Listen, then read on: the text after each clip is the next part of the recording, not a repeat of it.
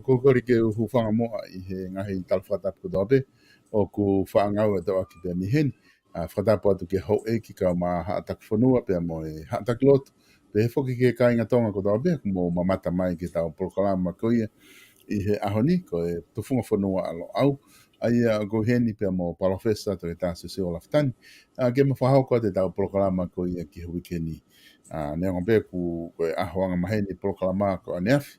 Ka ko hinga ko e hatu si te ka ko hinga na e ki whahoko ai ngā ue ka taha uhila ma whetu uni pe ko toki whainga maari e ahoni ke lawa ngā ue tau hi mea ngā ue whakateknolosia ko ni ke lawa ke whakahoko ake tau proklama he ahoni pe ku tatai le rei ki mo tolu ko toa pe o ku mo ilotoni ke tau kamata whataha I hono whanangoa ai proklama ko ni o ku mai kau whataha I pa mai palofesa tani tatau ko loto whoke tatai le rei ai palofesa I lai ne pe me Canberra Australia malo tau mau pongpongin palofesa pe malo ngau pe me hen fa malo atu I he te mau tai ni ko ni ke ta whakakato polokalama ko ia ai tu funga fonua alo au ki he weekend ne ngo tau ki nga unu mai ke to aprelu tau to fok pe ke ta tai mi nga mai ni tu si te ka hau I he weekend ka hoko mai fe ha ke palofesa fe ha ke family pe mo ngau e fai me university lo au I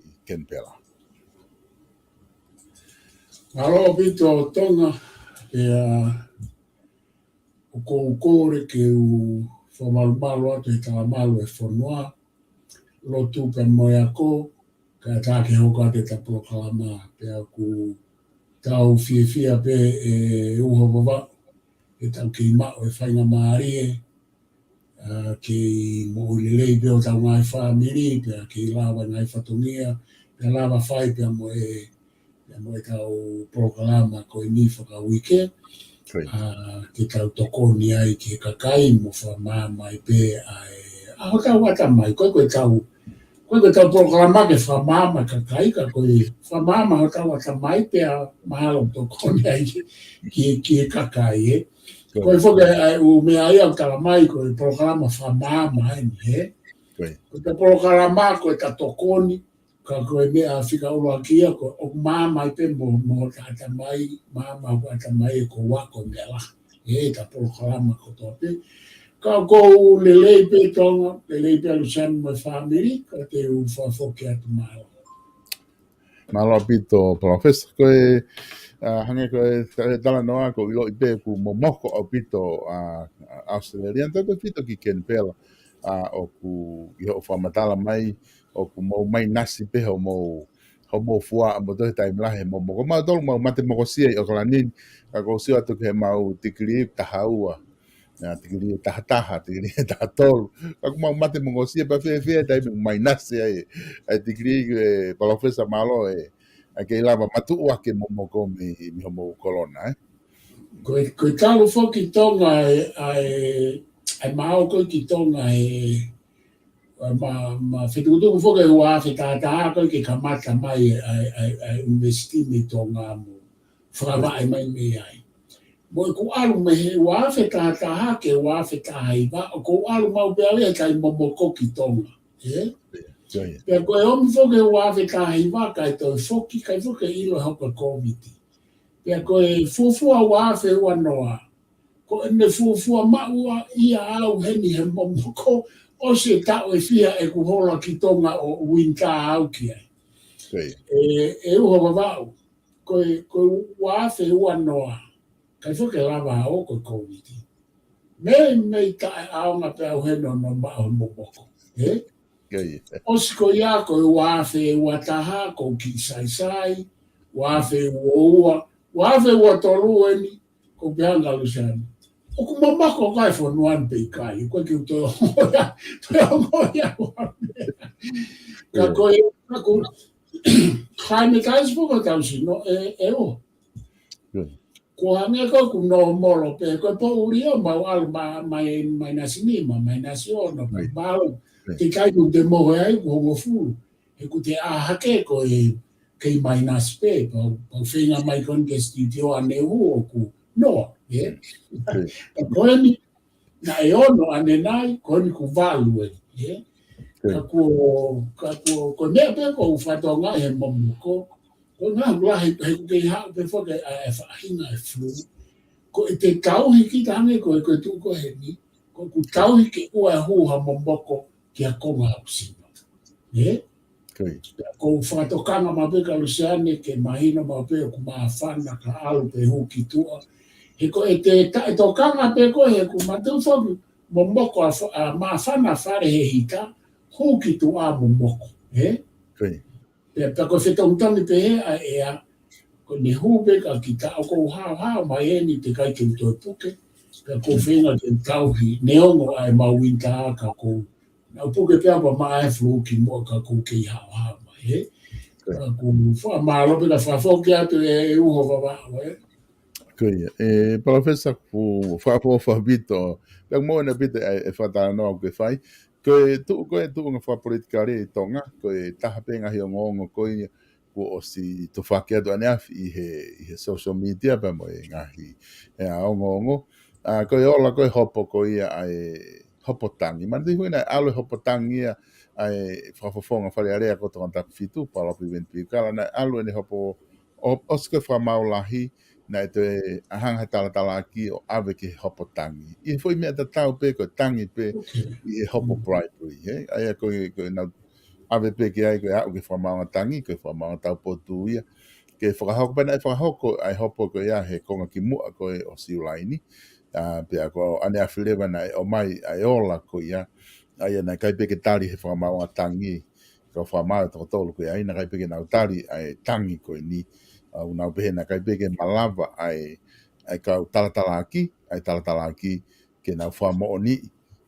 Na ai na tula ko ia o e totongi whakafufu pe ko e bribery i tato te fito i he polokalama pena e whakahoko i he campaigni ko e polokalama ko e lau mau ka e whaki pare me muri ai kana kai ke malava o whakahoko a hono whamo ni ko ia o e ke skoni pena tutuni ai whakamau ke dismiss e hopo ke tuwange whataanga e hopo ko ia o koe ke malawa ke hoko atu. Koe tu ngai e professor kui ai, pe ko taha pe ia o ku whai whuke tala noa kia kwa na whehu ni iho pe he ko ha ku o ku reise pe fo i hopo taha koe ni ka whewe u hopo ke he. Ka ku mahatu unga whuke whai tala noa ki ai mono o hake, he koe ngahi hopo, koe fufua taimi e ni ku whakahoko ai whakailo, pe whakahoko mo i hopo, me he whakamawanga lahi o au ni whakamawanga tangi, ai hopo bribery i he kage civil, kage alo hopo civil, ka alo hopo hia. Ai ka fufua taimien ke whakahau. Neonga ngai hopo koe ni, ai ka minister koe ni na whakahifo me na ulakanga, na kamata hopo civil e ia, pe to kangarewa e hopo tangi o whekau ke keisi ko ia ke hopo hia, na te tonu ke whamau i ake ai ngahi nau koe hopo hia. Ka koe whakailo koe ni, o au ki hene au ke whamau tangi, ko fua keisia o kamata be me he kamata anga o aloa o ki alunga i he hopo hia ai bribery ai ko no ki ke ia pa no mahu inga ia o whai ai hono race ai i hopo ko ni ko nga he hoko fo kia ko nga hi president ni nga hi hopo ka whai he ka hau e tau pull up mai i hopo ko ia ka pa e te whai ha nga hi whakawhekiki he nga hi whiri e professor. Aia koe hopo koe whamau anga lahi whoki na e hopo pea he anga mahe ni hopo sivile, he? Ikai, koe hopo koe na api veni na e whai whamau anga lahi na e whai he hopo hia. Aia koe... koe hopo koe a kau tamai a ki mua na e whai whoki e hopo sivile, he? Sivile e whamau anga lahi. Koe na kai whoki, na kai whoki au ilo ia, kata, na kai whoki au ilo au ia, o ku awe ke whamau tangi, o ku na toi e hoko ato e whakailo ke o toi awe ke whamau tangi. Aia koe hopo whoki ki mua e hopo koe kau kama koe na e koe hopo sivile whoki a i e lawanga maheni. E la bribery be ka sivile. Iyo, kau koe koe hopo hia, he? Koe. O koe foi ke he ua ko iau mau inga o pito. Sai, oku ta o mia e te au, e ua wawa, koe ha mea nai, ai hopo hia he whakamau anga lahi, he ngaro ia au e foi poini, mo ine toi alu koe ni o hoko ato hopo hia i e whakamau tangi. He kwange ko whakamata la, ko no mahu inga, he na te eki ke iai hake isi pehe. He? Aia, oku mahu inga re waheni, nego ko fehu e atu ka kono mahu inga he ni he ko inga he lawa rewa ke ua toi ose hopo ia pape o kome anai au ku alupe anga au he kome anai au ku toi whahu pe ia ti pan meni koe he kai foki ko lawa foki me a ko ia he natula e hopo sivire he he ko taramai foki ko nisi tuto nea mo lao ka paute ke mo ua o ku uhinga e tuhuia ko ia ko e tuhuia ki e hopo hia. He? Ka koe ku wheu i, koe hako ai poini na e mafuri ai e hopo hia e whakamau o ngā lahi, pia toi hao koe ni, aia o mahino ai pe hoko tai pe hopo hia ai. He kua hawa a Paula Piven, e tū la mea tamaki heni hani i hia he kaha u i he fwoi mea koe ni he kua awhe lao, o alu i he hopo sivire ki he hopo hia. Aia, koe o totonu lewa ke toi tō kanga ange kau kantiteiti, e ka whakairo nau tōu, koe alu ke hopo hia, pia tau e whewhe ka ange, pe tamaki ange hono ngahi tau te a ona, o ikai ke hange koe umea koe. Hei koe tuu whoki i muri ni hange ko Asteriani. Ko ho bribery i he lao Asteriani, koe teke hopo hia koe. Koe ke wha hopo sivile ia. Pa koe ngā unu whokena o kusai, ko i ngā hena kai ke utu i au ia ki he hopo sivile ai umea koe na hange koe ka akamu. Whawhitoni kāmu, e hāfua i he whiriwhareare. Kai whakawhau ke atu tonga e, ia koe kupoi ni koe hāwai uhinga na e mafuri ai fo i hopo hia e koe ke ta amia i au. Koe, ai whoki e palofesa na kamata mai e whailo koe ni e kau minista, na e ngā aue aki peia i tonga koe o nau pehe koe standard of proof, ai koe e whai ake hopo, o ku hopo civile bribery i tu koe lao a tonga.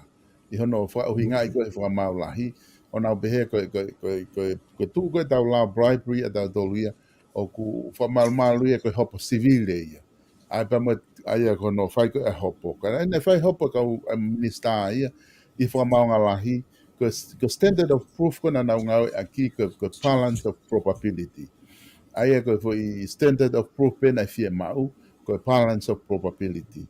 Aia koe ne malama pe koe o whaamoni i nai mea pehe, koe ne osia ai whai hopo koe ia he koe standard of proof nai ai. Koe taim koe nai alu ai whai hopo koe kau minister ki whaamaonga tangi, ta mai rewa ka whaamaonga tangi ia, o ku hala standard of proof nai ngawe ake whaamau lahi. Koe hinga he koe bribery ia, koe hopo hia ia, na totonu ia ke ngawe ake beyond reasonable doubt. Aia kua pau ke matu aki whe mau ai keisia ke whakamooni, ki he whakamau lahi o ku beyond ai keisi ko ia i he reasonable doubt. Aia ke whamau ia ki e lao ai mea hia ko e hono whamau i ake hia.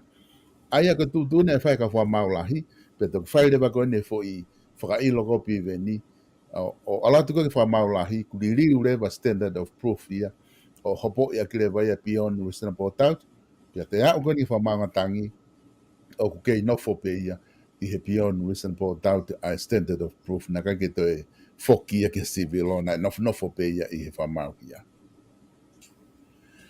Aia, koe tau alu lewa he keisi koe ni, koe tau alu mei he i he eko whakarea, mei he mau ae, koe no whakarea wha filosofia o kupehe koe truth of facts, Pea mo truth of reason. Aia, koe ngahi mo oni tau kei, Koe. Aia koe standardize o standard o kuhinga ia koe ngai mooni, ngai truth of facts koe ngai mooni tau kei o kumau hanga tonu mai pe I e foi situation ko ia. Koe. Pea koe ne hao rewa koe ke alu ke beyond tau, o kutau alu rewa ke truth of reason. Koe anga e ku whakauhinga. Aia o kutau alu rewa tatoka ke tau nofo pe I e foi mea na e sio he truth of facts, pe koe foi vitio, pe koe ha. Ka tau alu rewa o toi loloto ange, e tau alu ki he whakauhi ngā o mawahe o kai ke makatuunga I he foi truth of facts. Aia pa kone alu le vaia o whekau aki le vaia pea moe whaihia. He koe whakaino whaihia o ku tau taaki mai o me a o kua o ke tu unga o tau o mai o tau alu au pito tau tōria ke toi loloto ange ke toi loloto ange ki he whakauhi ngā o kaua te ki ai pea moe tau ke moe truth of facts. Ngai mo oni me ana e mauhi e tau ke. Aia koe foi me aia koe shot kai me o whamatala koe nā pa ku maaria au pito.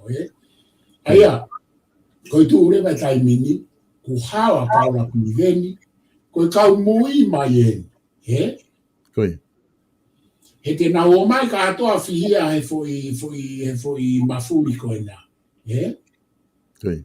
He na e totonu, ke whakahoko e uhopo I he hopo hia. He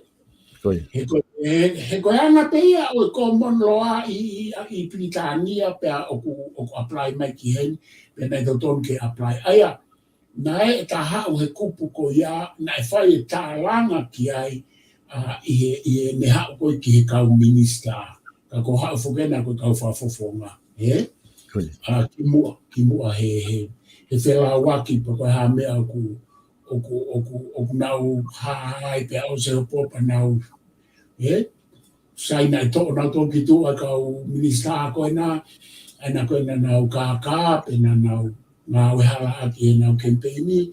Ka nā nau tō whokpe nau tō uria koe hae whai ngā mea koe. He koe justice ia, koe tau whamau tō tonu, mo e tau whai tō tonu, o ku I kai tō tonu ia ke pehe tonga. He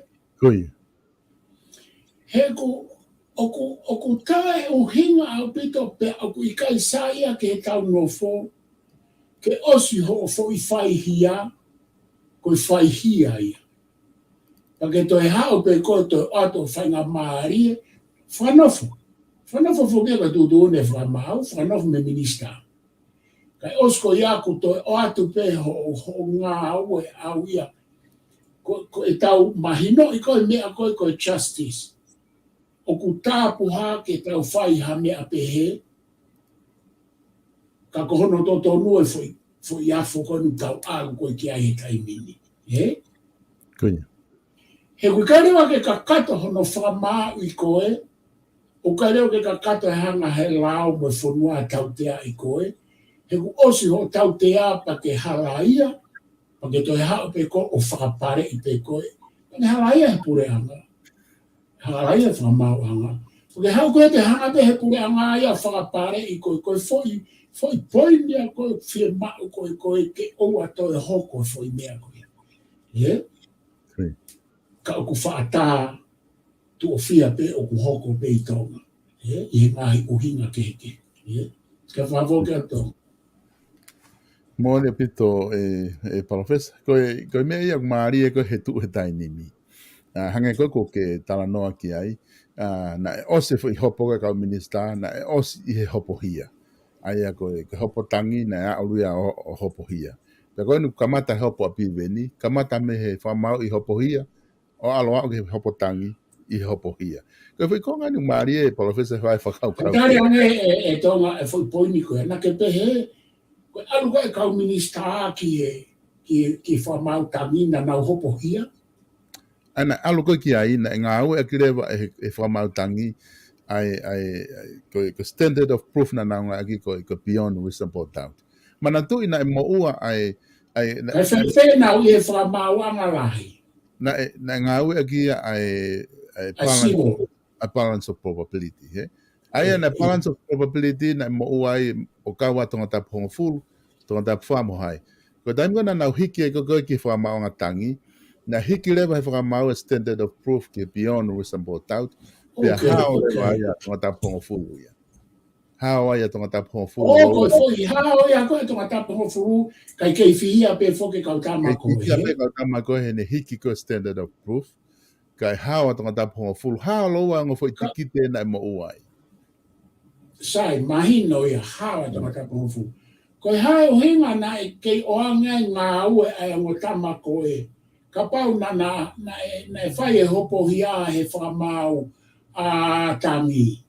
Ko mea ko ku kai ke mahino ka te au, he koe foi mau lao foki ia. He? Ai ko uhinga ki ai. He ne kai ke ulawe i rei, na e toi, na nau alu koe ana nau mafuri hopo hia i whamau tangi. Ai a koe tautea koe ne maa koe foi tautea i he justice, ko i kai ke te oange ha nau ngā ue, he na nau hopo hia, na i kai ke nau hopo whamau tangi sivo. He? Ka pau o kutonu e kutala noa. He? Koi. Ai ko me ai ana hoko ko ni i he tuu ko ia. Ai ko konga ri o mari he kuai fo ke tautea ia he hopo hia. Ki he bribery he. O kuai fo ke tautea ia ko hange ko ni o ku ai tautea ia pau ke te ke lape o mo ua alo ta e ua hanga e popula. Te ke lape o mo ua to tong paanga. Pe tuku ke he fo i tautea e ko ni to hosea. Ka ko me e maari he kaha uka pa e au ngai hopo ko ni hange ko na kitala noa ki ai. O totonu ke tokanga e ka ufafofonga i he issue ko bribery. Ko inga he ku hopo hia. Pea guai me ngahi i he lao, guai me ngahi tautea ke he ki hopo hia ko i he bribery. O guai ko e to ope a sea. Ka e kau ki ai pea mo e guai me ngahi tautea e kuasi he lao. E lava pe ia ke fuhu i he kau loia i loto. I whamau anga ke tautea ia ke ni ihiko ia. O ka ua ngai pōpula pia mo e totongpanga. Pia mo e uncity. Ia ko a seriani ko bribery, ka pau ko candidate ko pe ko whafonga whare area. O ku i kaito ia ha mesi pia koe. He? Ka pau e hopo i pia ai o ku ke hala ia. Ko ine mau pe ko toki mui mai hopo ia. Ka kua mau i he truth of facts, he? Mau mai foi whakamata na ke pehe, pea ko home ai a au pe te ke inofo, pe ko whakawhisi, he mui ate hopo ka koe foi hoko atu ko ia, he i kai pe te ke toi foki mai koe ki whare aria, he? Koi. O si kalo ate rao e mea te koe he kuke whai hia, kuke whai hala, he? Koi. Paka pau te ke hao koe me ho po mo mea, e iai ho toi whainga maari, e? Ka koe mea, ka ku maari, ka ku maari, alua e hopo koe nā, pe hawa piveni, ka ku, pe ko piveni, pe ikai, ka kou tui, koe kei, koe mahu i ngā, me ka wau ke foi tu unga ko ia, he te ne hanga rewa, ka foi presidency ia, ke hange ko ho tala noa, ke me hulu, hakau mui mai, e? Hakau mui mai, eh? Moni am pito koe. Ai ka tuu ngai au tau iai pia. Ai e ki hoko. Tamani e lava ta au fifo ki palofesa ke whakailo ni ihi ko unau ke whai ha bribery. Tamani e lava ia ta au fiko ne hoko pe mea kaka ne lere e whakailo. Ka kos mahino ko toi ngā tuko ni hato e ngai whakailo pe he alu katoa ia hopo hia. E lere ia he whonga koe hopo hia. O kua whakailo to e ua wawau he tau whiri kona e toko si. O ke mau ke ai kua whakailo pe kuikai. Ikai, o te kai ke asi mai ha ngongo o pehe ko whaha whakailo pe pehe ko o whaha te whinga ke recount ke te lau e ola whiri. Ko ne tu ko ni mahalo ko e tari pe mape ko ose aho ia ko tuku mai. O kai whoke aho ko o mai ke whakata whaha recount mai mea. Pero tui mako osia, ko tari pe ke whare area ke nau hanga na toria o whakanofo ai whakafofonga na whiri, ki hoko ko e whakafofonga ai mai kakai o tongata pōwhulu. Mari. Ai kone tu uia mahalo professor ai tu unga ko ki ai ko kita ki ape tau ki ai ko nga ko mahu inga ko foi ke si ko ia ki oko atu ka ko pe mal ke ta foki mai ki he ke ta foki mai ki ta kone stuto ne o ku ia pe ai tala noa o ku te ke ave ia te pile ka ku ai pe ai whakaha me ka ufa fofonga pe ke ni una pe te nau e whakahoko ai vote of no confidence. Ko os foke ai mahina tahawalo mahalo taini, ai ku nau behete nau wala ke mea ngā ue koa ke mea ngā ue sivi ko ia, ke sivi ia ke ngā ue koni kwhai e he pare mea ma mono pureanga, ka ku hanghange pe e toki au atu hangahi programa ki mui, mahino ko te pile ki he whare area, ke whai ha vote of no confidence pe te tau toki talanoa rewa ke tuunga ko ia palafesa. Ia, marea pito ai ku o kai foke tu ki whaha loto ko ni whafufu pe ko ha no whakarea. Ka koe uhinga foki tonga, hange pene ko umea rahi, koe umea ko ke tau tu ki ai, ka koe konga ia lao. Ka konga ia, koe. Pea, koe ta, sai ta to ka noa ki ai o ka pau e whakahoko, ka koe konga ia lao, pea koe ai e fo i taua ta aina ai. Ke whai hano whakaino e ai pureanga ko ia kai sai peta tato ngoka te au tine ke mahino, Koe, o te ke mahino mai pe whakahoko pe kai ka ku ia i pe whakaukau ki ai, ka kato ki au atu ke taimi ko ia te tato ki sio mo tala noa rewa ke tuunga ko ki ai vote of no confidence i he lere mai ko ia talo tau uririu i he ngai program ko ni ka hoko mai. Ka koti e whainga mari ko ni ke ta ki foki moa ke ta maho ki lahi taimi ko ni te tamau e aho ni ki ta fok ki ta konstituto ne e soifo mago mini te tolo noa ko ni toi ki ta foki ki ai na tangata foki i he kupu ko ni manoa i he ta proklama ko ni ko osi ai a ko e whakataha toko ni ia na ta iai he kupu ni manoa ka ko ta hiki ni ke kupu ni manoa ei koe ni manoa koe na tala noa ke ulua ki moi wae ai koe ni manoa ni manoa ikai ni manoa ata ape ni manoa na toe ai tolu si toe tolu ta kam ta hoka te kupu tolu si ai koe ni manoa ia koe ni ko to ni manoa ata ia kupu si tolu na ta koe kupu si tolu ai te ta hoko ki ai e ngofua ke whakatātoko ni ia tuuni ai whakatātoko ni ke tuuni a ene ngāhi whaunga ngāwe. E ngofua ke whakatātoko ni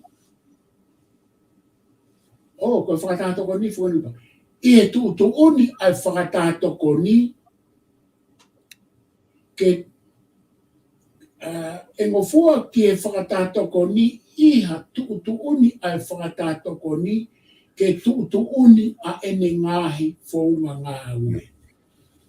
Ko maare au pito e foi tolu koe ni, he? Ai tolu si koe ni tonga.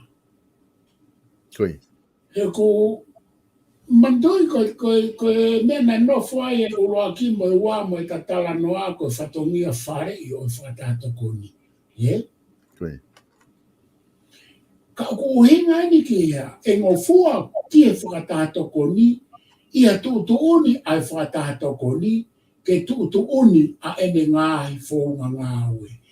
Aia ko uhinga pe ke ngāhi, ke ene ngāhi whaunga ngāwe ke ia e tuuni, he? Ka uku whakangofua i e whakatātoko ni. Ka uki iafe mai tonga ke sio ke whakapārangi, he? Aia ko whakapārangi, ko ni o kou na whaawa hake mea mao hake whoke ta tau whatonga patoe me alua ke whaireke. Ka koe ni ku mao hake ai moe whakapārangi pa whakaukau ke o mai pe koe taime ni i ke ta sio ange ki ai, he? Aia ko tolu si I whapaparangi o kupu ni manoa o kupehe.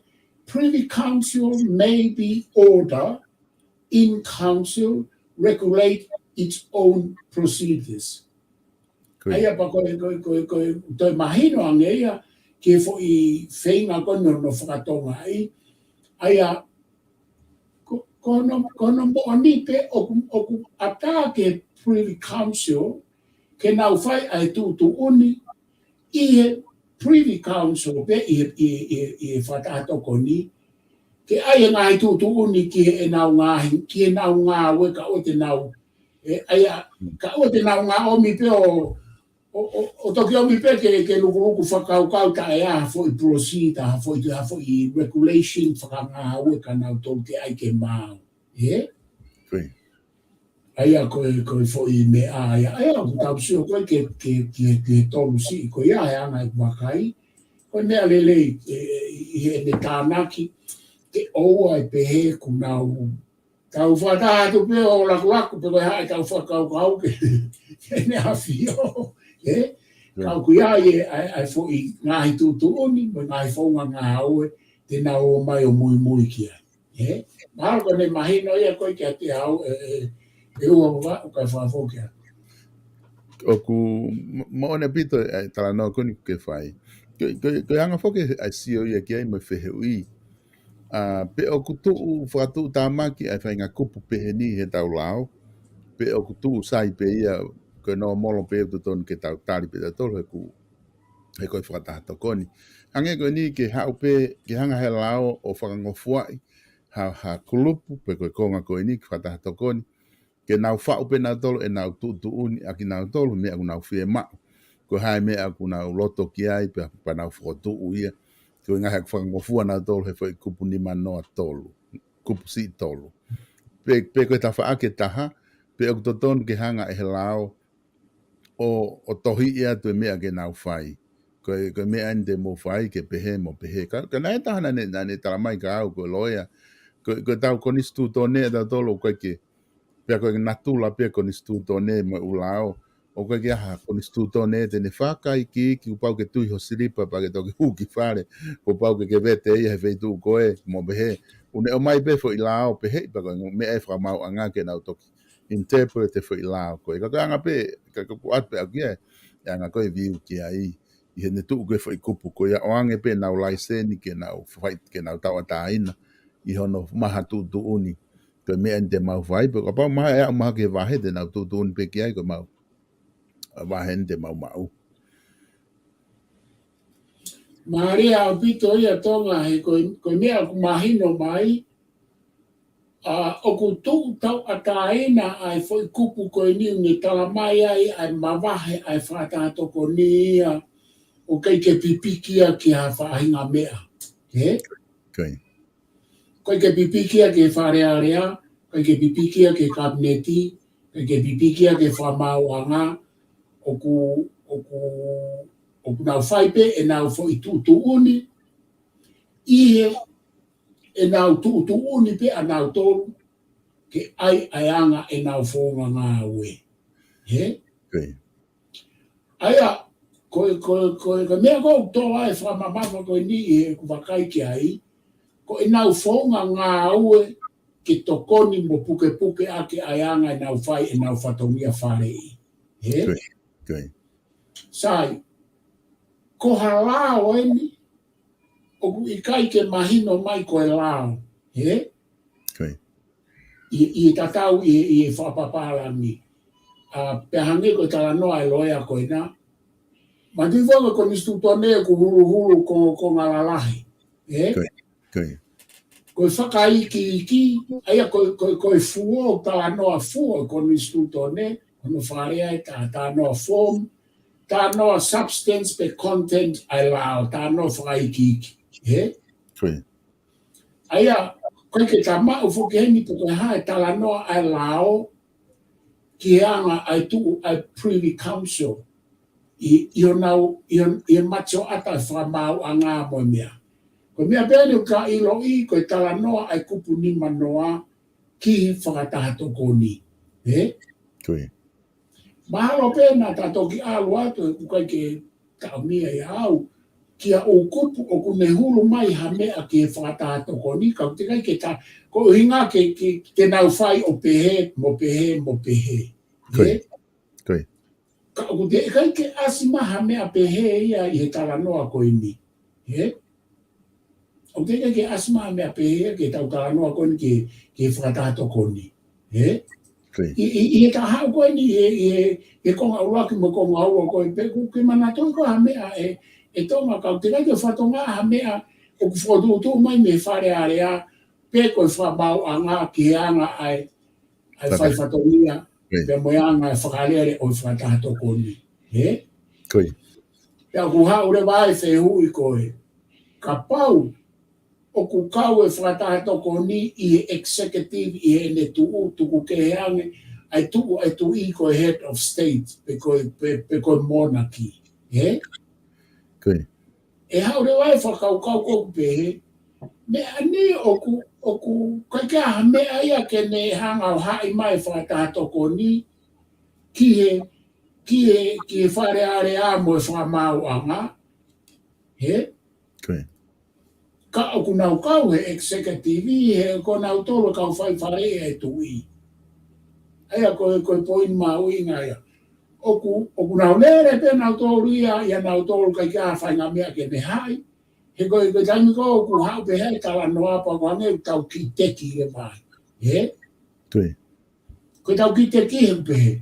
Koe hai mea o ne puke mo hai whakatato ko ni ki e whare area kabineti mo e whamau anga. O ku ai nā ha mea pe ikai. Ka o ku hange ko i he mahino he taimini o ku ikai pa koe nia. O ku mamawhai fo i kupu tolu si koe ni tonga. E kune tala mai e ia koe whakatato ko ni pe i e tutu oni pe a ki nau tolu, ke tutu oni pe a e nau whonga ngā aue. He? Koi. O ku whakaawa nai pe tuu whekau ake whakatato ko ni he. Koe tari ki ai io, tuku kehe ka pau ka ngai kupu o kune hai hae whakatato ko ni. He? Ka whakafoke atonga, he? Maria pito e profes. Ko ti mahalu mahina ko ngā ko ia. Hange ko ku whatala noa ku ta hoko atu ki he nima noa pi. Aia ko e kupu ni ko e pāloti ke ikai, nima noa e. Nima noa e ko e paremia. Nima noa e ko e paremia. Koi. Koe konga si ulua ki po koe konga si koe ulua ki konga si o kupu ni manoa e kua pau ke whakanofo e tu i me he kau whaafofonga kua whiri hapare mia aia kua whuotuku atu e whare area o whakatatau ki e whonga ngā aue kua whuotuku atu i e te pire ki he kupu ni manoa pi o i konistu tone ko e ni. He? Koi. Ma tui tonga koe o mea haine o nā ta osilawe ki mua o pehe. Ai o kupu nā ta hau ai, o koe ke pore ai kabineti mo e pare mia ko e nau whakahoko ngā aue. Koe tu i o pure. He? Koi. Te hau rewa ke o kupu o ku nau pure mo tu uni. Pe toi pure mo tu uni e ai tu i. O ke sino ke anga mā furi olo ai umea o malawa peke tau pehe o ku nau kai ke nau whepaki pa malawa peke tau pehe o ku nau whepaki. He? Koi.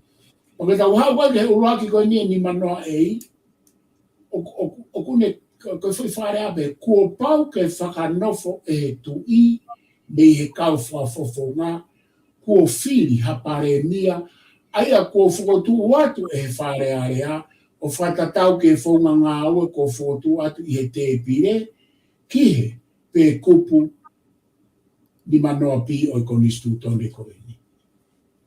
Aia koe fo i konga koe nau ne tala mai, he kai ka pare mia e pare mia, neongo koe whiri e whare, kai orewa, ko whanofo he tui. Koe. Aia, pea o ku alu e ne lawe ke fotu mai me ni manoa pi te tato ke alu ke ai ko palo uinga ke no pā ke pālo tipe koe haa whainga mea. Koe. Ka koe angai ai tuu koe ai ko poini kou mahu inga e ni ko pare mia ku pau ke whakanofo. Koe. Pea ku ikai ka kato hawhiria o a pare mia e whare area whiri e kau whawhawhonga e ki no pereme kau whawhawhonga kakai. He kai ke ka kato ai fo i whiria ko ia o ka pau he kai ke whakanofo e tamatui. Ke sio tonga ke mea koe ni mahu inga. O kui kai tala mai he nia koe whawhawhonga peo e kakai. Kai oa i kau ha whawhawhonga ho e ki no pere. Ka ko whai mai whaka teke ea mo e tala noa o ai o pehe. O ku kovi pea kui kai sai ke whiri ha whawhawhonga o e ki no pere ke toi pare mia. Ka koe ku poini o ku ikai tala mai a o ia koe kau whawhawhonga pe kakai e whiri me whare are a ko ia pe e pare mia pe whanofo e tu. O ku tu o lao o ku neke i whaatape ai o mo te pire ko ne ua ai ko una whao ko e whare are. Ka whawhoke atu e ua mamau. Koe. Mahina pito ai konga koe ni. Aia kono whiri ni kono whanofo ni he tu i ha parenia. Ka ta hoko mo ke kupu wa e palofes. Ai kupu wa ko ai ua e mo e ua pi ua si. Mo di. Ia, aia koe konga ua si kupu ni manoa e. Kua pau ke mau e parenia ai la kanga kai oua. Kua pau ke mau e parenia ai la kanga kai oua. O whakanofo ha parenia ke o whatatau ke konistu tone ko e ni. Pi, ko whata au ngai a no whakanofo e kupu ni manoa pi. Ai ko e kupu ni manoa pi me whai whanofo. Si, te ki lere i pe ko inga katatok tānoa he. Kua pekia whakawhisi pe kua whakata au ngai hono whakanofo hiri hono whakangata ne hoko kua whawhawhonga kua whiri ia uhinga. Ke he ange me hono veteke o whare area. Pe ti, kone hoko o ikai malawa ke mau lakanga o whatatau ki konistu toniko e ni pe ko ato e lao ke. Aia, ko toko taha koe whakanofo, ko pau ke hoko ia koe pare mia, tuku kehe ai e ki he ti. Aia ko e ki e ti o ua, e malawa ke ai hano toi siofi pe i kai whakahoko, a hano whakanofo pare mia koe ngai uhinga koe nā e tonga. O ku ta i fo i mahino ta tau kwa hente i kai. Aia e whakata au ngā i e, ka pai whanofo whakata e malawa ke whakai oua, whanofo ha pare mia ke o whatatau ke konisu tone ko e ni. Aia ka pai toi ai ha pare mia ke ia tai aunga e ne pare mia, ia whaahinga uhinga. Pi, ko whakata au ngā i hano whanofo e kupu ni manoa pi, ko ia ne whai whakata au ngā. Si, ko pekia whakawhisi pe ko whakata au ngā i hano whanofo, hiri hono whakangata e ne hoko koa whawhawhonga ko whiri, ia uhinga ke he hange me i hano veteke o whare area. Ea koe ti ko ne hoko i kai malawa, ke maulakanga o whatatau ke konistu tone ko e nipe ko ato i lao. Koe si, ko whia lawe si ki ai e ua wawau kai whawhonga. Koe veteki ko e pure anga. Oku hanga pe e ia whakata au ngai e kau whawhonga ko ia, whakata au ngai mo naulahi ngā lakanga o ai kapineti o au ki pare mia. He? Koia. A mea kona e hoko ko e wafe tafitu. He? Pea to e fo I veteki ko ia, ko fo I dissolution ko ia, pea to e whiri fo ou lewa. Ai au tae aonga katoa la kanga pare mia mo I kau kapineti, mo I toa taha ko toa pe, kai to e whai fo I whiri fo ou. Ai au tala mai le vai a heni, kau mo e fo I mea ia ko ia.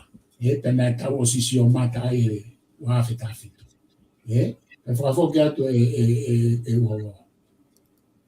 Professor, o ku kopu si, aini ko ke tala noa ki ai, o ku aia ko huinga ho whamatala mai, kopu si, ko whai ke tala noa, o ku e lava ke, ko tahai anga hei kopu ko e lava ia to'o ai paremia, ka pau e pekia whakawhisi, pe whakataa ngai hono whiri ko ki nao tolu, tuku kehe, ka pau ko e veteki e whalearea. I he ne uhinga kehe ange mihe no veteki ko e whalearea. Aia whoki, manite e wafta fitu na e veteki e whalearea ka na kai ke lava to'o ai na ke paremia pe a Crispo Hiva ia, mo ne kau minista ka orewa ke whai fo I whiri hoko. Ai fo I whiri ko na e whakahoko. Aia ko uhinga ia ho whamatala I he tawhaaki ko ni e lava. Mate o koe whoke hono to'o e taha ai mea. Aini koe na e whai ko he bribery. Ka pau e to'o e te whaafofonga I he bribery o ku to'o totonu ke to'o ai pe mo I nau minista na toro peko uhinga ia pe I kai ko ku eke. Io koe kupus, koe si koe na ai si. Aia, e koe kai uhinga ia he kai lava. Koe pekia, whakawhisi, e ko whataonga e hano whano fōhiri, hano whakangata e ne hoko koa whawhawhanga ko whiri a uhinga ke. Ame, me hono koa whawhawhanga ko whiri, ia uhinga ke he ange me hano veteki o wharearea. He koe ku mahina koe ki ai, nei kai ke toi pare mia Samuel a Crispo Hiva. He? Koe uhinga koe na, o kui kai toi lau mo pare mia aia, koe umea koe ka pa e pekia, umea whakasino ki he toko taha koe ia. He? E o whataonga I me nofo e whakawhisi pe koe ia. Ka koe foi konga mai kona ki mui, e hoko ko a whaafofonga ko whiri, ia uhinga ke ange me ano vete. E koe, vete ki koe wharearea, koe foi kaini pe koe nei tuoni mai tuhi, e foi tohi tonga. Koe. Vete ke wharearea. Kai te aha, nanau nofo pena o tōruia ai. He? Ka paunai toi pehe mai tuia ke mawaha ka atoa. Ka koe me ana pehe e tonga. Na I kai toi whaka, na nofo katoa ai ka I kai ke te anau mawhai anau tōru anau ngai a ka ngā ke nau whakarere a mea. Na I alu lewa mea koe ko kalanoa kou to executive koe tu I mo whakato koni. He? Na I alu lewa he mau whai nofo I tō ngā mau tōru ia o whaka, o kai ke te anau mea na tōna nau tūtu uni mai. Kai ke anau mea na tōna whai tāponi a whare area. Kai ke tāpuni nau tomo nau oko nau ngai department me ngai office. Nari whai e fo I ma whai pūre ia o nau tōru. He? Ko nofo koe e whonua ia, na I nofo pe o ngai tūtu uni a koe ka no whakarere whonua e tonga, na I hau pe ia me tu I mo whakatato ko ni e mau foi, e foi waha a taimi ko ia. He? Aia koe kupoi ni, ko uhinga mai me ahi ni mahino ka te au, ko ne ama koe ke vete te wharearea, kau mo foi uhinga ia ko ia, ka koe foi mea ko ia o haupe ko ia, ia koe ke uhinga ia ko whakatau kaha I pare mea, ka kono vete ke wharearea ko e nau finito ka atoa ai. He? He ko mea kana, he ko poini koe ka pate tatoi whoki ke kupu koe vete ke wharearea. O foi noa wharearea ia mo a kapineti ia e foi poini ko ia. He? Ko mea kōku maari e, ai ko uhinga atu koe o me aia na ka ke talawe ka u ko si ai executive ko e no fo ko tu i me fratato ko ni executive pe o maho inga re bai pe o lava monitor ai fratato ko ni hange ko me na tata no ke ai ko ngasi to ko na o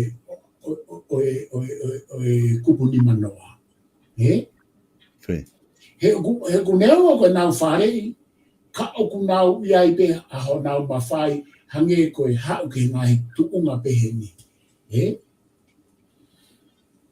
o ku fie ma o nai ke te o mai me na me a ke fai hano sivi e na ngai tu ni o ku na fai e na nga fa o pe na ngai tu ni me fa ma o nga ko ke ma o ke fai ke me ko ka ko ta foki mai na ne falere fo noa ia e ku mahina mo ku sio ke la mo ku itonga falere pe e tu i mo fatato koni fai pe ngawe u po ngawe ke ile mai pe pare mia ta no pe ka me ko ku gira na me na to fai ko na tarikari pe o me na tarika to ke ai ke na ke fai fi fo na o spend town ka to per me vai te ki ko ne osia ko kana na me ko na fa ngongo ki ai ko nga tu yo tu ka to na to ki tu kana ko kapati ta to algo ko ko mari kana tu ko pe tu ia na to ka fa ngongo e to ta ko to ape ko me pina fa to nga ko se la wa ki hol me na fa ke mo mau ta la nga pe la mo no fa ke o fu me ko ia koia pe ka ko fa fo ka tu o koia mahalo mahino ai konga koia profes kata hoko atu ki he konga ke kup hoko ko ni mana ko tolu ta ke albe paremia ko pau ke paremia ke to report ke tu i pe i hono fie mau i nga i mea ku hoko whelave i mo puri anga e mo tu kunga o ku iai ai whonua.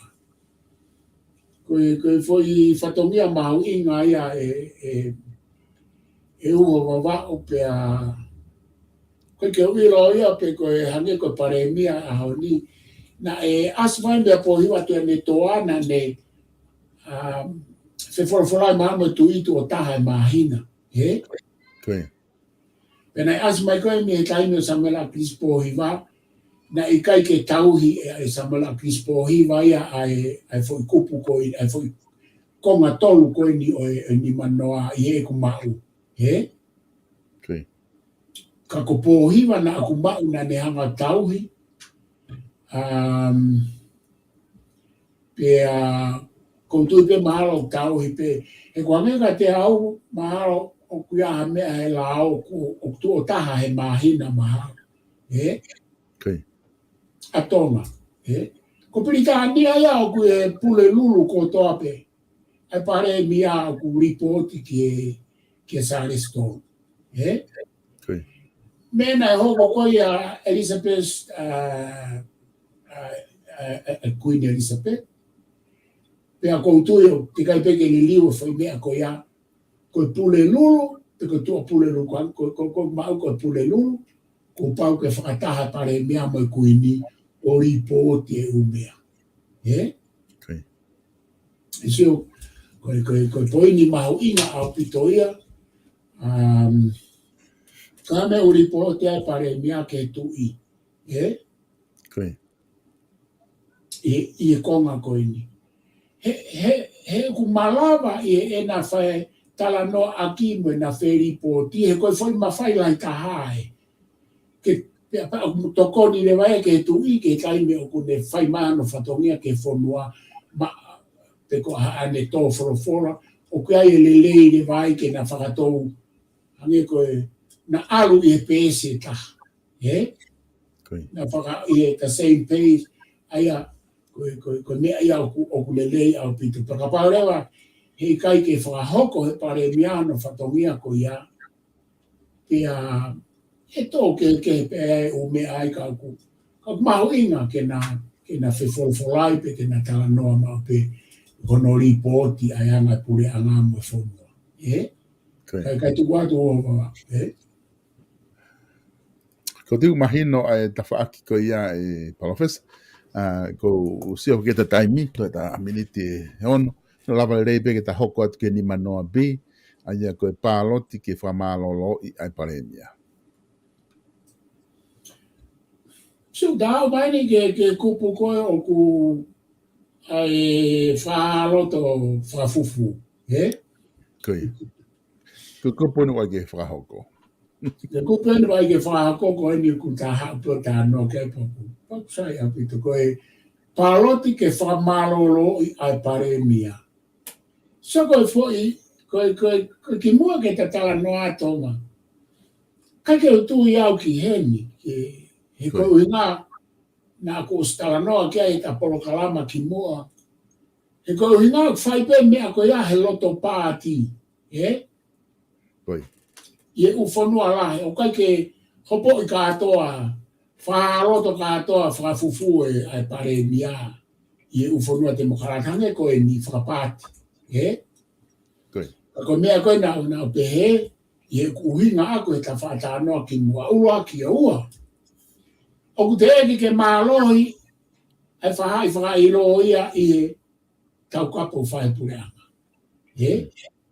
Koi. Ia koe poini koe ki ai he ku toko lai mau pe ai pureanga.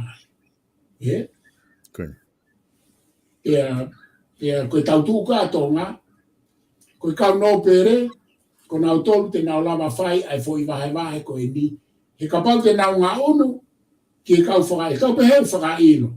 O koe fu i lahi hen, ma mawhai lahi kau no pere hen, he koe u hao mai, ko whakai ino ko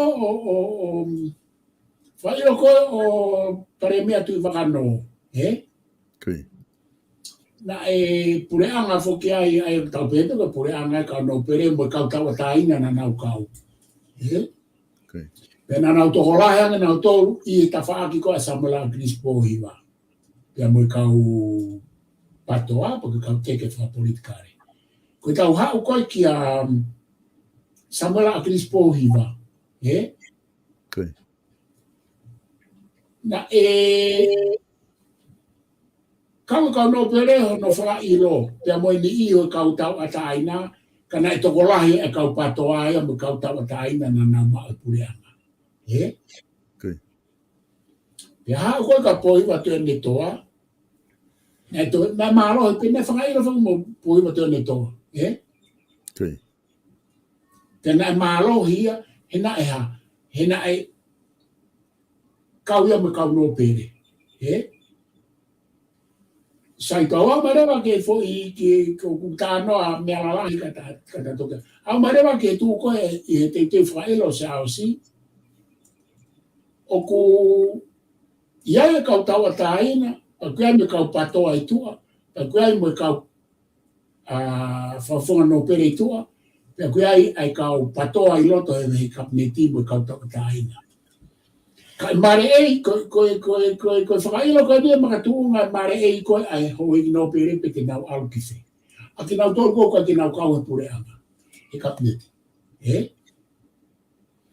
Ka ta whoki mai ke ni manoa pi ai uaki. Ka pau ko pasi e whane are aha whakotu ko whamatalai, ko pāloti ke whamalolo i a pare mia o whatatau ke kupuni. Pea i hono, whakaha o e tūtu uni ko ia ke tui e sea, ko pau e lau ko whakawhisi, pe ko whata au ngai ai ngai whakanofo o pare mia mo i kau minista hono kotoa. Ke sio ke maari e me ani tō ngai, koe foi mea maari au pitoia. E ku nari whai rewa a nau ma whai pure, ka pau e alo fui whakailo o alo ave he sea o tari he tui. Aia, koe nau hoko koe fui taimi kou whai ai fui hopo,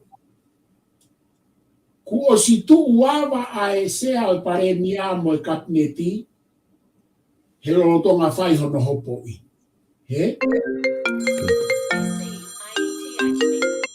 Au ku mahu inga au pito. Mahu inga au pito e fo I tala noa ko ia. He? Ka koe ua ki si I koe ne ni manoa pi, o whaata e rao ke whai hano whakailo.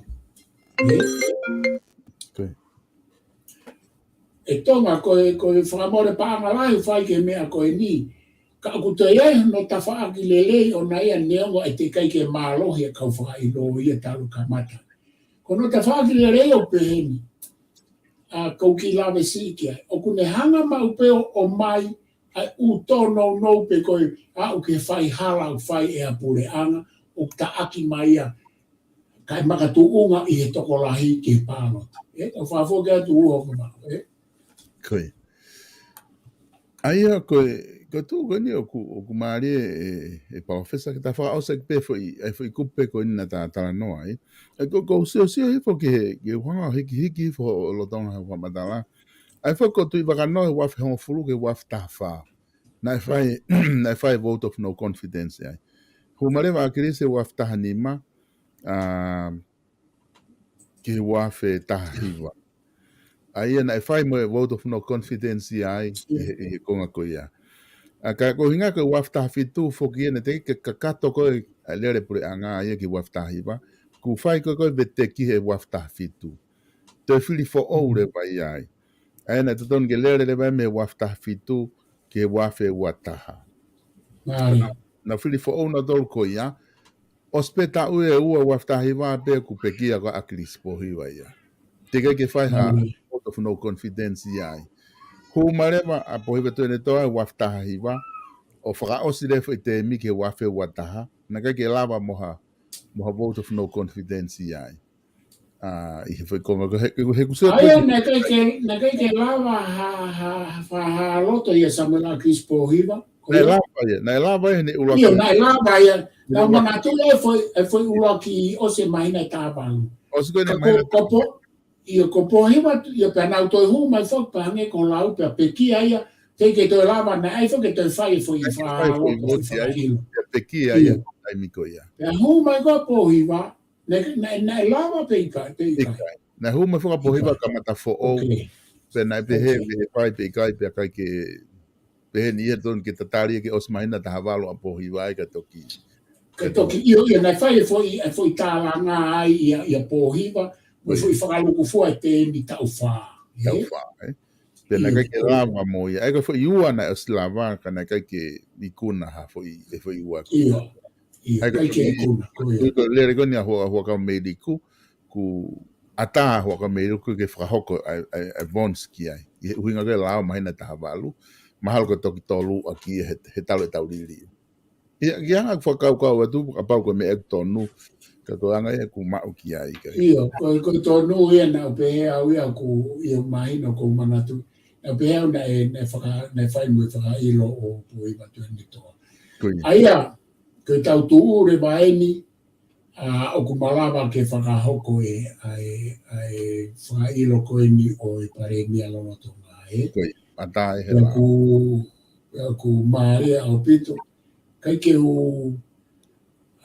maure au ke uhinga na uhanga e whakahau e fui lao ko e ni nei kai ke ata mea pehe. Ka oku iai pe ano ngai vai anga mo tono no pe iai mono ngai malo hinga. E ko malo hinga e ka ko whakaukawai ki ai. E ko ne hanga o whakatokanga mo whawhangu mau pe e pure anga.